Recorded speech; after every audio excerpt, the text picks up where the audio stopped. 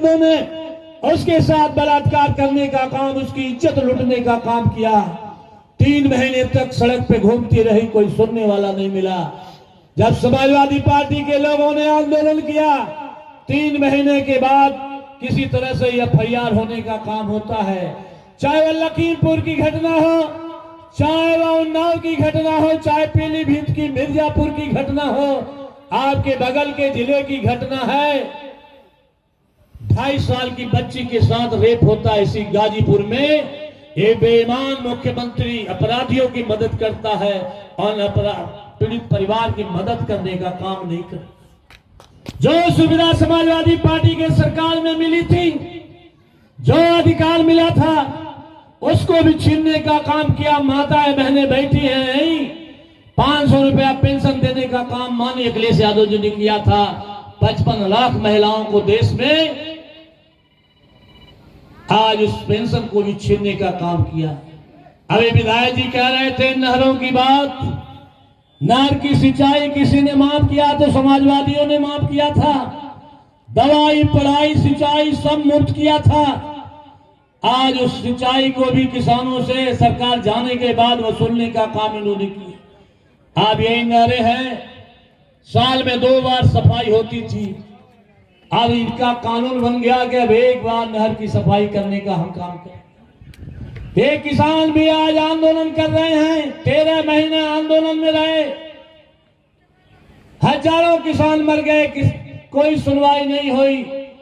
13 महीने के आंदोलन में जो फैसला सरकार ने किया, समझौता आज तक लागू करने का काम नहीं किया। आज हमारे नौजवान सड़कों पे हैं। 22 बार परीक्षा हुई, नौकरी के नाम पे अरबों खरबों रुपया बर्बाद हो गया, नौकरी नहीं मिली। जब परीक्षा दे के घर आते थे तो पता चलता था कि पर्चा आउट हो गया। ये देश में नफरत फैला के हमारे आपके जो भाईचारा है इसको भी खराब करने का काम किया। मैं इस मंच के माध्यम से भारतीय जनता पार्टी के लोगों से भी कहना चाहता हूं, पत्रकार बंधे हुए हैं, मैं बड़े विश्वास भरोसा के साथ कहना चाहता हूं कि आज आजादी का कोई इतिहास बता दो जिसकी लड़ाई में भारतीय जनता पार्टी के लोग खड़े दिखाई दिए।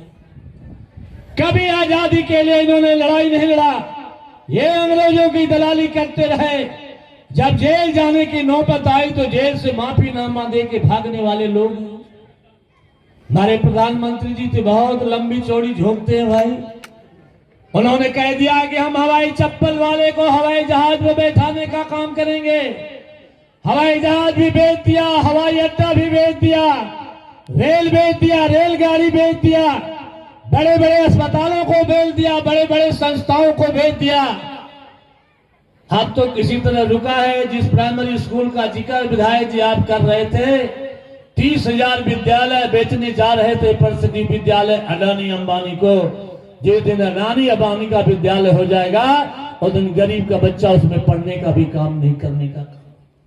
आपको याद होगा 2017 से पहले जब सरकार समाजवादी पार्टी की थी, यही बिजली है। अब एक लाइट फैन का कनेक्शन लेते थे तो 150 से 200 बिल ज्यादा नहीं आता था, लेकिन 5 गुना बिल आप देने का काम कर रहे हो। किसी का भी 1000-1200 से बिल कम आने का काम नहीं कर। अब तो बिजली भी बेचने की तैयारी हो चुकी। 70 लाख कर्मचारी हैं जो गरीब हैं, किसान के बेटा है, मजदूर के बेटा है, और आए थे आरक्षण के नाम पे उनको नौकरी मिली थी।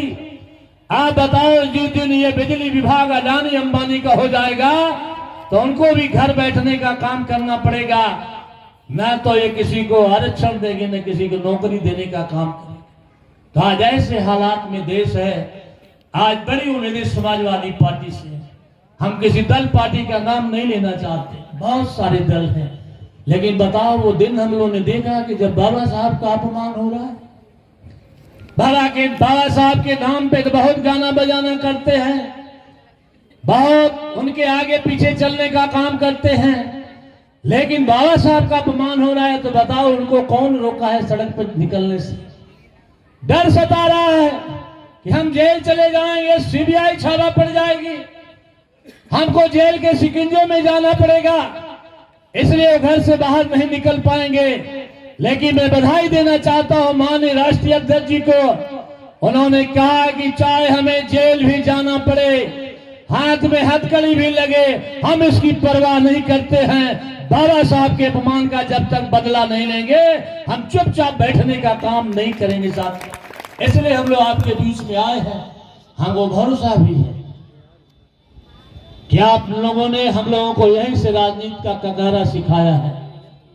जब जब भी हम लोग अपने चुनाव के लिए आए या दूसरे के लिए भी आए, हमको वो दिन भी याद है। संकट के दौर में जब भी नेताजी ने कहा कि जाओ, आप लोग जाओ, हमारे बीच में, लोगों के बीच में जाओ, हमारे संदेश को बताओ। चाहे टिकट किसी को उन्होंने दिया, लेकिन जब जब हम लोग आपके बीच में आए, लोकसभा विधानसभा, हमेशा आपने समर्थन करके पार्टी को जिताने का काम किया है। तो आज बड़े सवाल को लेकर हम लोग आए हैं आपके बीच में। यदि बाबा साहब का अपमान होगा, संविधान का अपमान होगा, संविधान को बदलने का काम होगा, तो बताओ आपकी सुनवाई कहां होने का काम। इसलिए बाबा साहब का अपमान करने वाले लोग कोई मामूली लोग नहीं है। ये बड़ी लड़ाई है। हम पीडीए के साथियों से गुजारिश करने आए हैं, निवेदन करने आए हैं। बहुत से साथी पुराने जाने पहचाने जो दूसरे दलों के, हमको उनके बारे में भी पता है। हम लोग जब राजनीति की शुरुआत किए थे तो मान्य और कांसी राम थे जो गांव गांव घूम के मिशन पढ़ाया करते थे। जो पुराने साथी में चेहरा देख रहा हूं, उनको मैं याद दिलाना चाहता हूं, याद कर लेना मान्य और कांसी राम साहब ने क्या कहा। उस समय बहुजन समाज को आगे बढ़ाने की बात कर रहे थे, बहुजन समाज को जगा रहे थे। उन्होंने कहा कि बहुजन समाज के लोगों जागो, जब तक जागोगे नहीं तब तक बाबा साहब ने जो अधिकार दिया है उसको लेने का काम नहीं कर पाओगे। लड़ाई बहुत गंभीर है। ऐसे लड़ाई में उदाहरण दिया करते थे